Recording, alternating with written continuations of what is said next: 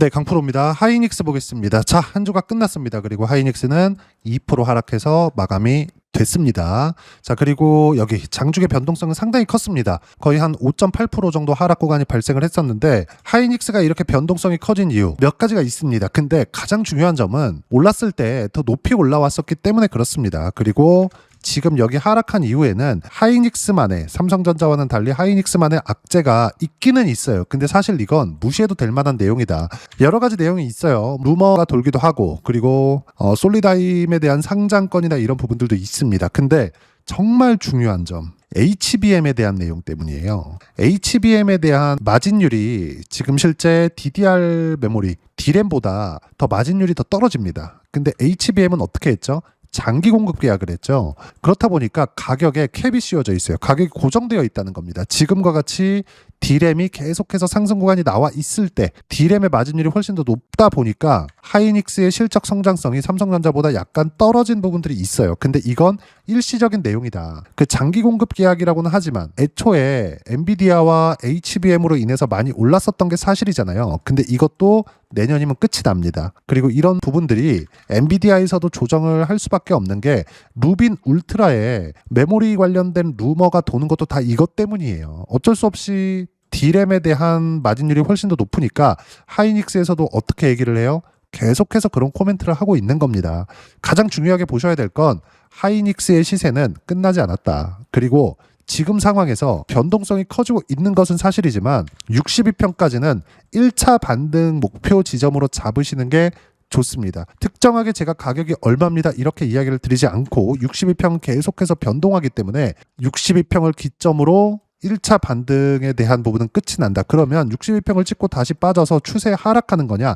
절대 그렇지 않습니다. 왜 그러냐면 지금 금요일 날 보면 50조 원 이상의 설비 투자 관련된 내용이 발표가 됐고요. 그리고 특별 배당에 대해서도 발표가 됐습니다. 사실상 특별 배당 관련된 내용을 보면 별로 크지 않아요. 근데 이건 오너 기준에서 주주들을 신경을 쓰고 있다. 물론 이건 ADR 상장이라든가 이런 부분들까지 전부 다 포함이 되는 겁니다.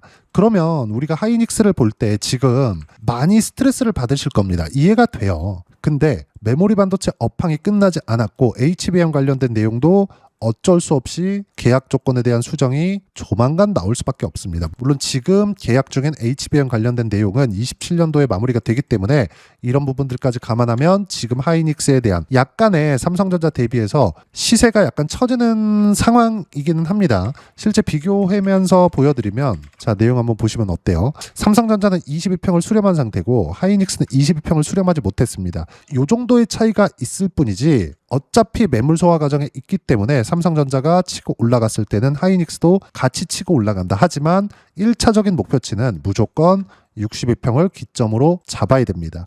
근데 지금은 특이점이 있어요. 하이닉스에 대한 업황 이런 부분들은 전혀 변함이 없습니다. 삼성전자에 대한 업황 이것조차도 전혀 변함이 없어요. 근데 우리가 여기서 봐야 되는 부분은 어떤 부분이 생기느냐? 매물을 소화해야 되는 시간이 필요하다. 자, 디테일하게 말씀드립니다.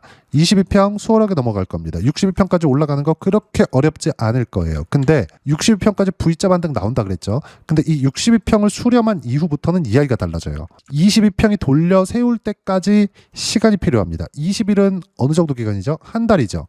영업일 기준에서 20일이면 한 달이니까 한 달 동안의 시간이 필요한 거예요. 수렴한 이후에서라도요. 왜? 수렴을 한 이후에 고점을 뚫고 올라갈 수 있는 발판을 마련하는 건데 최소한 62평을 수렴한 이후 그럼 올라가기 시작한 이후에 한 달 정도의 시간이 필요하다는 건 여기서 매물을 받아먹고 돌려 세운 다음에 22평이 돌려 세우는 것까지 한다면 2달 걸리죠. 이때가 되면 뭐가 나와요? 삼성전자 실적 나옵니다. 삼성전자 실적은 어때요? 너무 좋겠죠. 제가 계속 말씀드리는 게 요겁니다. D램 가격대 계속 올라갑니다. 장기 계약에 대한 부분이 지금부터는 나올 수밖에 없어요. 그럼 지금부터는 마진율이 몇 프로까지 높아졌다더라. 이것보다 더 중요한 게 있어요. 양을 늘리는 점. 이런 내용들도 실제 나왔죠. 삼성전자와 하이닉스의 설비 투자 규모, 즉 증설에 대한 규모가 4,700조 원에 달할 만큼 높습니다. 지금 하이닉스는 보유하고 계신 분들이 스트레스를 많이 받으실 거예요. 근데 팔아야 될 구간이 아니다. 그리고 무엇보다도 최태현 회장 측에서 직접 매수에 가담했다는 점. 물론 규모는 50억 정도밖에 되지 않아요. 50억은 어마어마하게 큰 돈이지만 최태원 회장이 매수한 금액치고는 커 보이지 않는 게 사실이죠. 자, 그러면 왜 50억을 매수했는지가 중요하겠죠. 50억보다 더 넘는 뭐 몇백억, 몇천억 이렇게 매수를 하려면 사전 공시가 필요합니다. 그럼 다 공개되겠죠. 이렇게 된단 말이에요.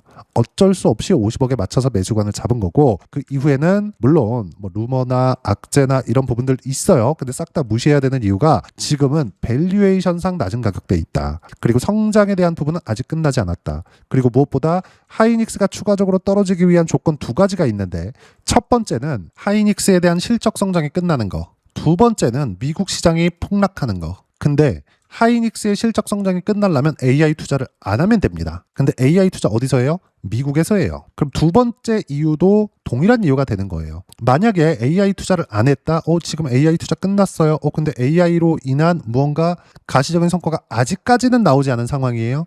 이랬을 때 어떻게 돼요? 당연히 미국 시장도 폭락하겠죠. 근데 지금 현재 어떤 상황이냐? 나스닥 기준에서도 계속 상승 구간을 만들어내고 있고 신고가를 목전에 두고 있습니다. 그리고 실제 S&P 500 같은 경우에는 신고가를 뚫어버렸습니다. 언제? 8월 4일 날, 화요일 날 기점으로요. 자, 그러면 지금 어떻게 돼요? AI에 대한 투자는 2030년이 넘어가더라도 계속 할 수밖에 없다. 그리고 이건 시세를 보고 나서 확인을 하고 이야기를 드린 겁니다.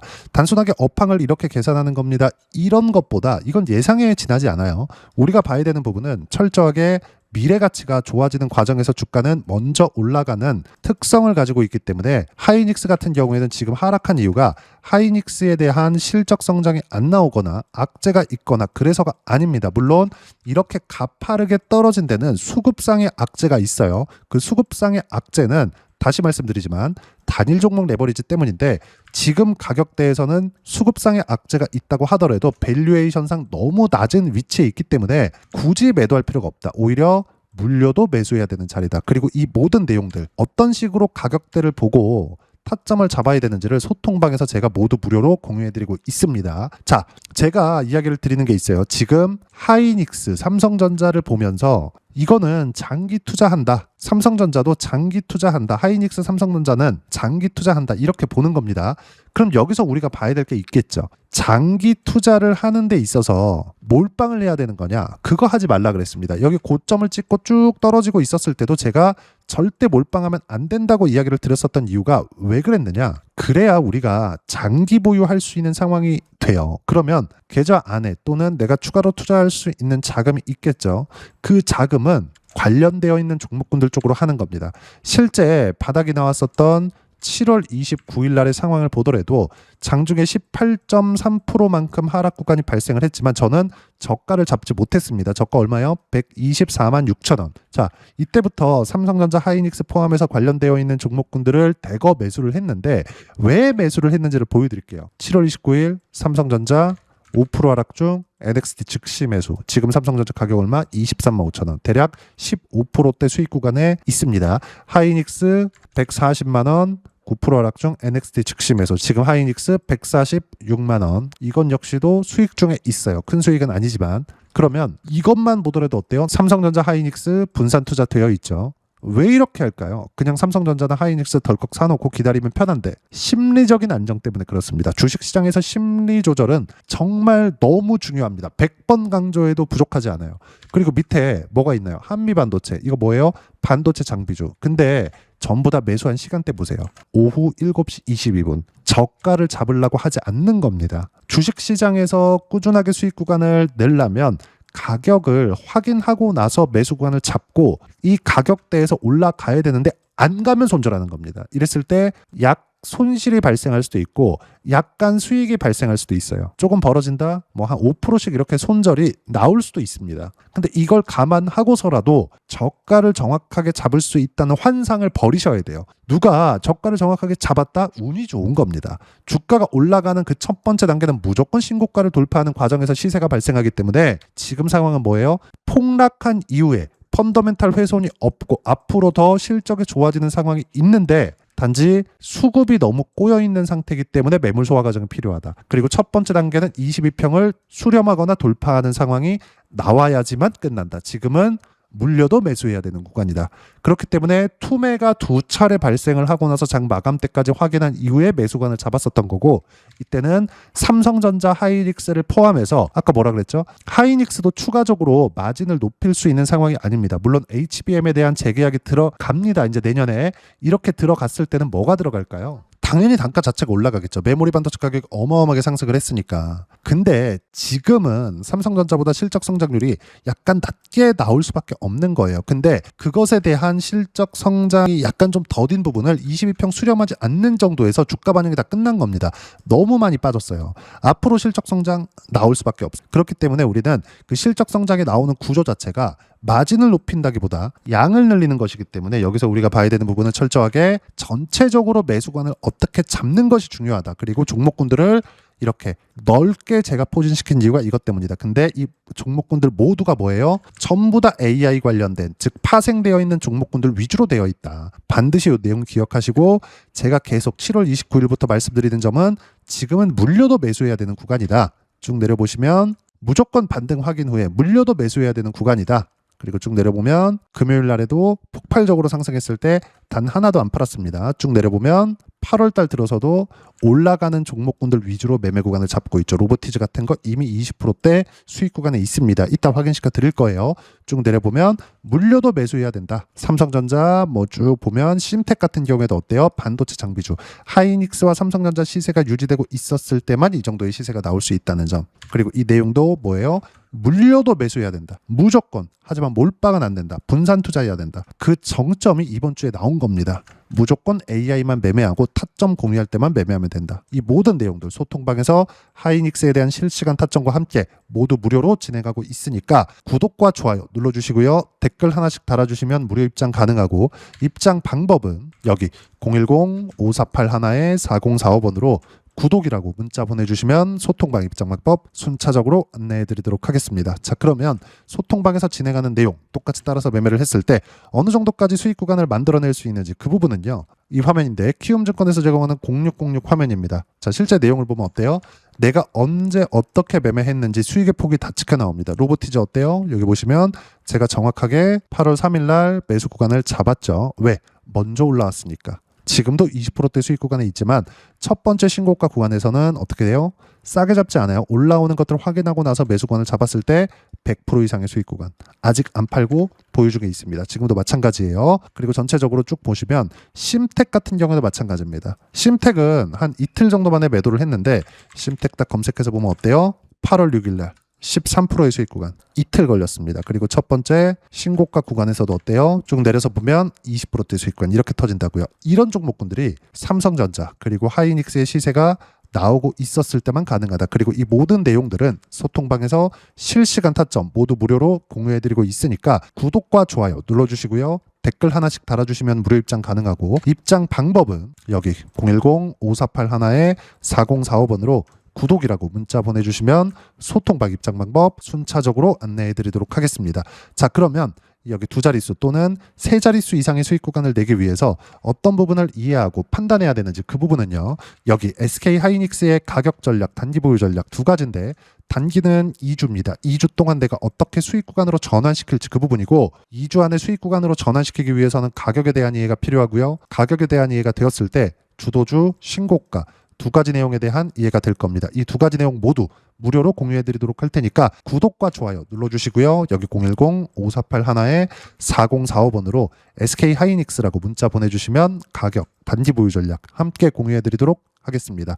자, 시장 쉽지 않죠. 그냥 올라가면 좋겠는데 시장은 항상 올라가면 쉬었다 갑니다. 이 쉬었다 가는 구간을 어떤 식으로 확인을 해야 될지가 중요하고, 하이닉스는 지금 물려도 매수해야 되는 구간입니다. 그리고 이 모든 내용들 어떤 식으로 가격대를 잡고 타점을 잡아야 되는지를 소통방에서 실시간 타점 모두 무료로 공유해드리고 있으니까 구독과 좋아요 눌러주시고요. 여기 입장 방법 확인해서 들어오시면 되고, 무엇보다도 하이닉스에 대한 실시간 타점과 함께 어떤 주도주를 공략해야 되는지 제가 딱 한 종목만 준비해 놨으니까 영상 끝까지 시청하시고요. 모든 분들이 성공 투자하셨으면 참 좋겠습니다. 네, 주식 투자를 할 때 항상 체크해야 될 부분이 있습니다. 자, 제가 영상 초반부에도 이야기를 드렸지만 항상 주식 투자에서의 시세, 즉 주식 시세는 가격이 먼저 반영한다는 점입니다. 자, 어떤 호재나 악재를 찾으실 텐데 그런 호재나 악재를 찾아서 우리가 매수와 매도를 반복했을 경우에는 주식 시세가 올라가는 과정에서 꼭 내 것만 털리고 올라가는 경우가 비일비재했을 겁니다. 제가 매매를 했었던 종목군들 중에서 어떤 식으로 시세가 진행되고 연결이 되기 시작했었는지 그 부분에 대해서 한번 체크를 해보고 넘어가도록 하겠습니다. 자, 제가 먼저 조회를 눌러서 이야기를 드릴 텐데 이렇게 조회를 눌러서 먼저 보여드리는 건 조작이 불가능하다는 걸 먼저 보여드리는 거고요. 자, 내용 한번 보겠습니다. 자, 재룡산업 시세 구간, 올라가는 구간 확인하고 나서 매매를 한 경우에 34%대 수익 구간. 자, 다음 종목 한번 보겠습니다. 한화오션 신고가 이후에 다시 상승하는 구간, 그리고 수익 구간은 57%까지 늘어나는 부분이 있습니다. 공통점이 있다는 겁니다. 먼저 돌려보면서 이야기를 드리도록 할게요. ABL 바이오. 자, 이것조차도 마찬가지죠. 시세 이후에 다시 큰 폭의 급등 구간, 그리고 76%까지 시세 구간이 발생했다는 점. 어떤 종목이든 가격대가 올라가는 부분이 먼저 나왔다는 게 핵심 포인트예요. 자, 다음 종목 보겠습니다. 자, 자람 테크놀로지입니다. 어떻습니까? 이것조차도 마찬가지죠. 74.8%의 수익 구간을 냈는데 단 3일 걸렸습니다. 시세가 나왔었던 구간은 동일하게 신고가 이후에 발생했다는 점. 그리고 마지막으로 두산 에너빌리티. 두산 에너빌리티도 계속해서 상승 구간을 만들어가고 있지만 당연히 신고가 이후에 시세가 나오고 있다는 점. 호재나 악재 때문에 이 내용으로 인해서 주가가 올라가는 것은 맞지만 어디든 간에 가격이 먼저 반영하는, 즉 신고가 구간 이후에 50%, 60%, 70%대 수익 구간이 나올 수 있다는 점. 자, 우리가 세력들도 아닌데 계속해서 시장을 추적 관찰할 수 없겠죠. 가장 효율적으로 볼 수 있는 방법에 대해서, 그리고 거기에 맞는 종목을 딱 한 종목만 준비를 해왔습니다.